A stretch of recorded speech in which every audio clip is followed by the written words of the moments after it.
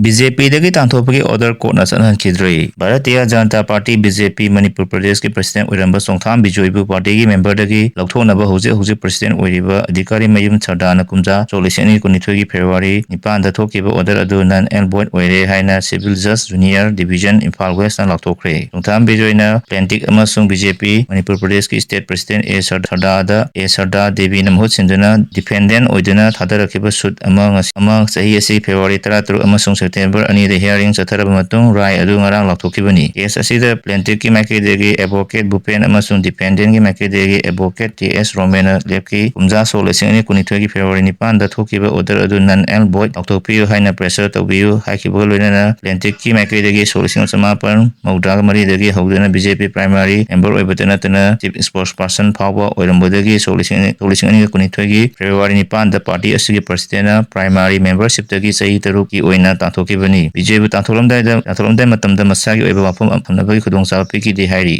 उमंग लाई हरावदा अतिंग थमलंब अदु सना कांगलोन खरा थमदुना कोंथोखरे लेबाकी इरांग मरम ओइरगा उमंग लाई हरावदा अतिंग थमलंब अदु सना कांगलोन खरा थमदुना कोंथोखले हाइना उमंग लाई कनबा पुनबलुक उकल अमदि उत्तरा संगलेन फोंथोखरे वाफम असिंग असि सना नुंगदा उकल अमदि उत्तरा संगलेन अनिना पुन्ना पांथोखिबा पावगी मिफम अमगी अमदा उकल गी जनरल सेक्रेटरी मुतुम मनितोना फोंथोखिबनी मान मखा तादन हाइ होकिबा सही खरा असिदा कोविड अमदि लेबाकी इरांग असिना मरम ओइरगा मणिपुर की तोंगान मफम सिंगदा लेरिबा मैतेगी याना मरु ओइरिबा पांथोक्तबा याद्रबा लाई हरावबा पांथोक्पदा उकल अमदि उत्तरा संगलेन सना कोनुंगना अथिंबा खरा थमलंब अदु लाई हरावबगी खोंचत असि कायदनबगदमक्ता कुमना खनारबा मतुंग लाकदोरिबा सही असिदगी लाई हरावबगी थोरम असि पांथोक्पदा अथिंबा थमलंब अदु पोंथोखरे हारिबा कांगलोन असि मरु ओइना लाई हरावबा थोरम असि नुमिदांग पुंग 9 फावबगी मनोंगदा लोइसनबा लाइरोगी थोरमसिंग असि पुंग 10 फावबगी मनोंगदा लोइसनबा अमदि लाई हरावबगी थोरम असि नुमित 5 हेना तरोइदबनी अदुमकपु रेड जोन दा लेरिबा लाइफमसिंगी ओइनादि लाई हरावबगी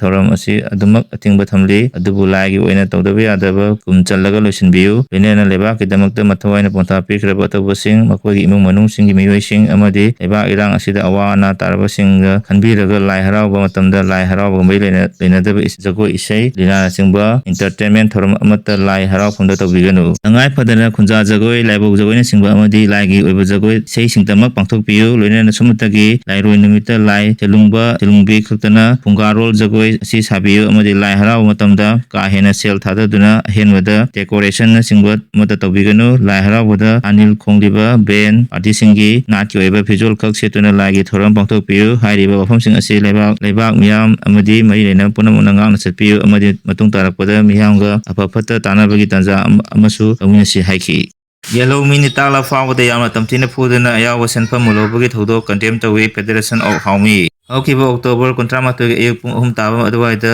कोंडोंग खुलेंदगी बे हरावगाव ब्लेसन पोमई अपोकपा बैनो अमसुंग लियांग खुलेंदगी तालौ पोमई अपोकपा हरिनी हाइरिबा मियोय नि असिना थौबालदगी सा लेबा चलुबा हलकपदा लमसांग यफम अमदा मकोय अनिबु खुलाइ पाइबा मियोयसिंगना येलो मिनी ताला फावदा यामना तमथिना हुबीबता नतना अयाव सेनफम पुनमक मुलोबगी थौदो असिबु फेडरेशन ऑफ हाउमीना हाइनिंगाइ लेतना कंडेम तौई फेडरेशन ऑफ हाउमी इसांगसिना नो योर आइडेंटिटी हाइबा थीम गी मखादा चथरइबा जेक सोलाइ लेबा येलोमी सिंग पुनसनदुना येकनाबु किबु थेंगनानबगदमक्ता हाइबा खोंथांग असिदा असिगुंबा थौदो असिना असौबा काइबा अमा पीरे हाइना फेडरेशन ऑफ हाउमीगी जनरल सेक्रेटरी वाई चांग कुमना कुयेकपीदुना प्रेसता थादरबा चेरोल अमना हाइरे चेरोल असिना हाइ करी मरंगी कनाना पाउमाइ येलोमी अनिबु हुसैबा लोइनाना सेल मुलोबनो हाइबदा मरि लेनाबा ऑथोरिटीसिंगना थु मतमदा थिदोक्तुना फागदबनी लोइनाना लोगी मतुंगिना मतिचाबा चराक पिगदबनी एखोय येलोमी पुनमक औफम अमतनी ई अमतनी मैतै यावना येक सलाइ लेबा फुरुप खुदिमक हाउमी नि खंगदबा मसागी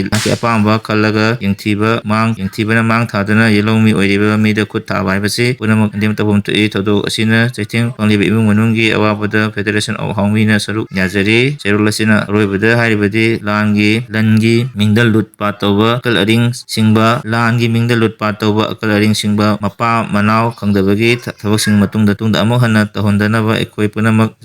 चेक्सना मथौ तारे।